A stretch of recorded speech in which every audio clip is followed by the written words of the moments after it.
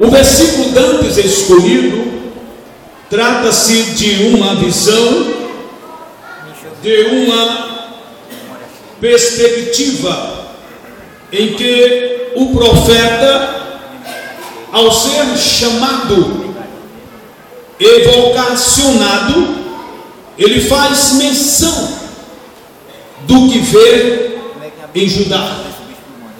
Abacuque foi separado para uma missão tão difícil, e que ele, naquela época, ele encontrou dificuldades, e dentro dessas dificuldades, Abacuque tão somente começa a relembrar a Deus da missão que ele tão somente fora escolhido. Por isso que no capítulo 3, que tomamos como tema, e o versículo 2, a gente olha a oração de Abacuque, implorando, intercedendo a Deus por um avivamento, porque o povo daquela localidade, naquela época, estava distanciado, estavam sendo levados pelas tamanha violência que ocorria, e eles estavam sedentos e não procuravam tão somente a estar atento àquilo que Deus queria para si. E quando Abacuque chega, ele vê esta dificuldade, ele começa a observar, e os seus olhos categoricamente se enchem de lágrimas, e desce aos cantos dos olhos por ver a obra de Deus sofrer. E ele, que era uma das pessoas que não gostava de ver o sofrimento da obra de Deus, tão somente agora implora, pedindo a Deus para que Deus possa lhe ouvir e lhe dar aquilo que ele mais precisava: força, vigor, ânimo, disposição, para que dantes pudesse ter um diálogo entre o povo, e que o povo pudesse se conscientizar e pudesse entender que da maneira que estavam correndo o risco de perderem totalmente a presença de Deus. E aí observamos que Abacuque, ele é usado como um profeta de última hora para aquele povo, uma solução tão rápida, e a Bíblia nos mostra categoricamente que o povo parou, o povo entendeu, o povo analisou, e na expressão diz assim: Abacuque, nós estamos com você, se Deus mandar o avivamento, nós abandonaremos por completo aquilo que prejudica a obra de Deus.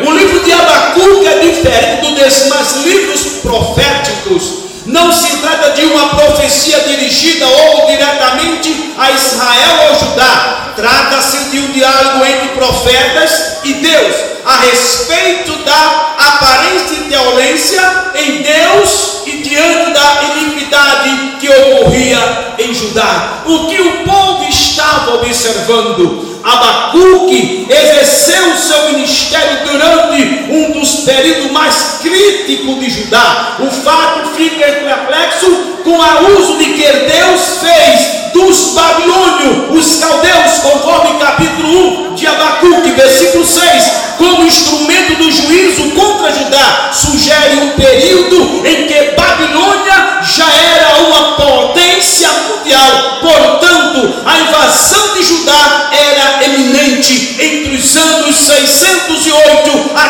598 antes de Cristo. Nos mostra categoricamente a palavra de Deus. Aí a gente observa o tamanho da responsabilidade que Abacuque trazia. Na expressão, Deus estava dizendo para Abacuque: não importa-me o que você vai fazer, por onde você vai passar, ou o que você vai enfrentar, o importante é que eu quero que aquele povo que está distanciado, aquele povo que está vazio, aquele povo que for deixado, influenciado por tamanha violência, eles esqueçam disso e possam abrir as suas mentes e lembrar que somente eu, o Senhor é quem pode fazer todas as coisas. Glória a Jesus. Abacuque tem o seu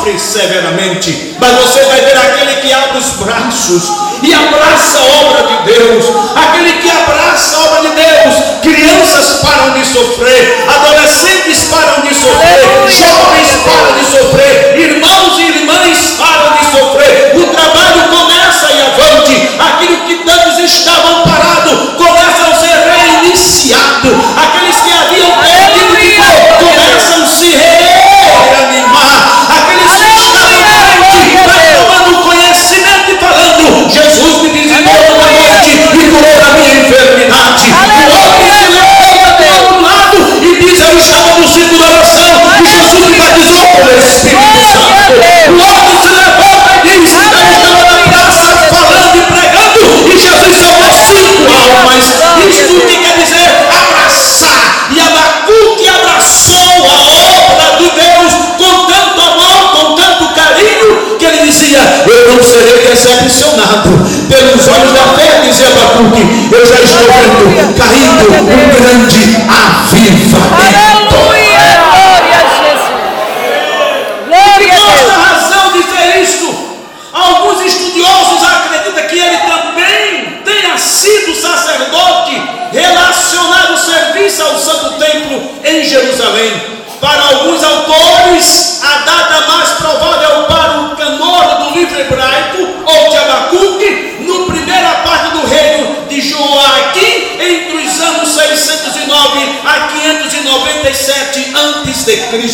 Aí você pode perguntar: e por que o Senhor está falando isto? Eu estou mostrando alguns empecilhos e algumas dificuldades que Abacuque encontrou para que pudesse trazer o avivamento. O que vamos ouvir nesta noite, escuta bem, querido, eu gosto muito de ler documentários, e lendo alguns documentários e observando a insistência dos nossos governantes, entre aspas, alguns, para que sejam assinados, para que a família seja banalizada, a família perca a moral diante da sociedade. A luta, a briga é grande. Foi louvado que vê reuniões secretas e os homens trabalhando para destruir um povo que clama, que grita, que ora, que jejuma por Deus que tudo pode fazer. Aleluia! Glória a Deus!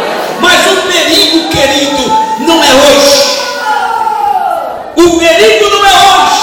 O perigo é daqui a 10, a 20, a 30 anos. São justamente esses jovens que aqui estão, que amanhã serão casados, irão gerar filhos, e aqueles que estão no secularismo ensinando, mostrando, falando nos colégios, nas faculdades, vai trazer coisas à mente dessas crianças, e daqui a 30, 40, 50 anos o nosso país estará igual o país da França, da Europa e outros países lá fora. Porque se você chega em Portugal, você vai ver uma igreja cheia de crente, louvando e agradecendo o nome do Senhor, mas não tem um português. Se você chega na França, vai encontrar do mesmo jeito, mas não tem um francês. Se você chega nos Estados Unidos, vai encontrar do mesmo jeito, mas não encontra nenhum ali. E que estão cheios de quê? São grandes brasileiros que lá estão.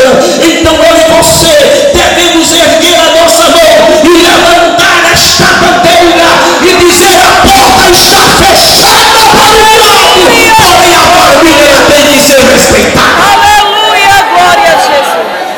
Uma das grandes violências que Abacuque encontrava se chamava desmoralização. E é isto que ocorre hoje em dia. Deixa eu abrir um parênteses bem rapidinho, porque não quero cansar a vocês. Mas escuta bem uma coisa: a pessoa aceita Jesus como Salvador da sua alma. Ele é alegre, é feliz, é contente. Rapidamente, de tanto estar no ciclo de oração, na escola dominical, no culto de oração, nos cultos ar livre, ele fica íntegro à igreja. Aí Jesus vê isso, batiza ele com o Espírito Santo.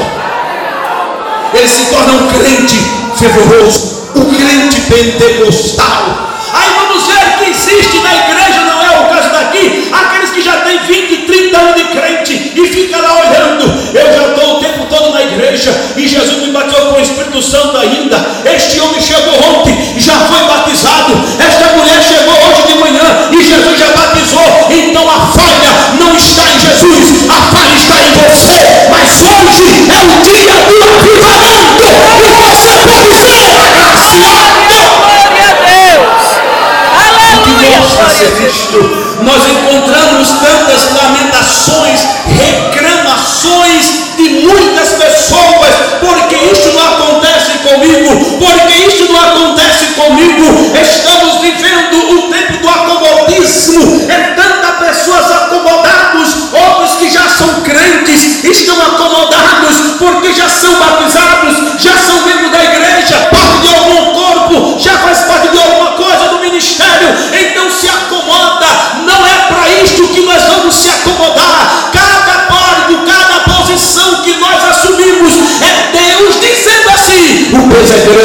o peso é grande, a responsabilidade é grande.